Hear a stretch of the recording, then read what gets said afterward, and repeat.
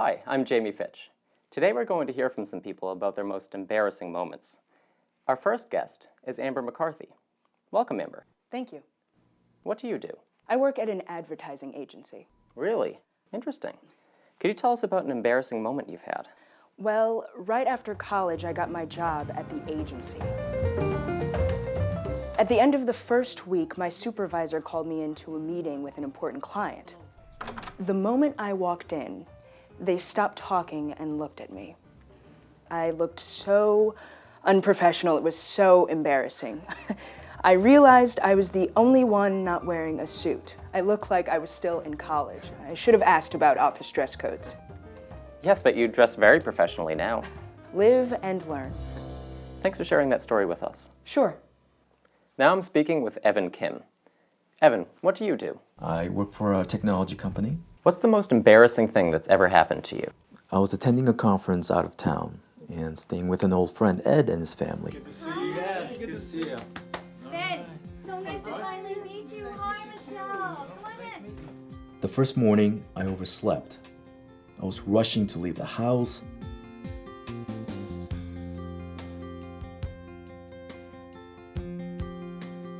When I knocked over a vase and broke it.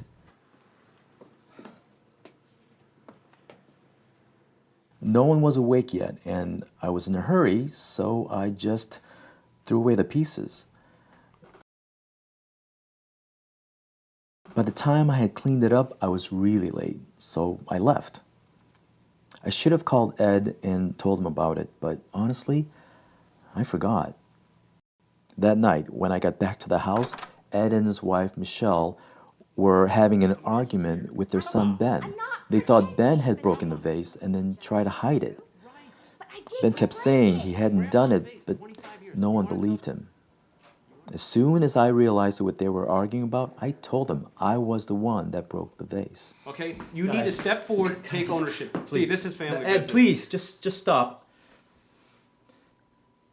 I broke the vase. I was so embarrassed. I had broken a vase and caused an argument. Oh no. Well, what should you have done? I should have left a note or called or something.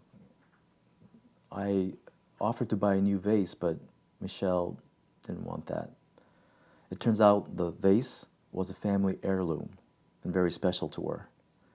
If I had known that, I would have woken her up, told her about it when it happened. Michelle, I'm sorry. Ben, I'm sorry. She forgave me, but her son still won't talk to me. Oh, he will eventually. I hope so. Maybe I should have bought him something to apologize. Thanks for the story, Evan. And now let's talk with Alexis Reynolds. Welcome. Thank you. What do you do, Alexis? I'm a student, and I also work part-time at a theater. What's your most embarrassing moment? I was taking tickets at the theater. There were all these really famous actors. Everybody was there. It was a very important performance. One of the reasons that I work at the theater is so I can see the plays for free. So after I'm finished taking tickets, I can go sit in the back and watch the play.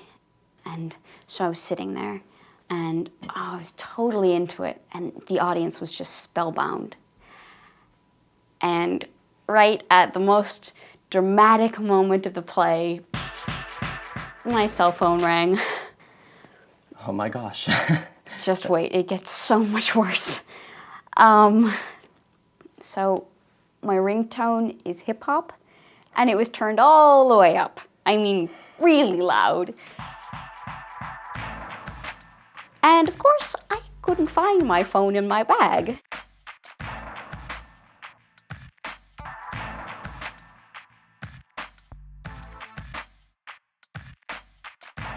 So by the time I finally found the phone, everybody was staring at me. It seemed like an eternity. I pretty much wanted to crawl under my seat and hide. I am so glad that my boss wasn't there that night, because if he had been, I would have been fired. Oh, that sounds awful. But you've recovered. Yeah, I have recovered, but from now on, my cell phone is on vibrate. Yeah, good idea. What's the most embarrassing thing that's ever happened to you?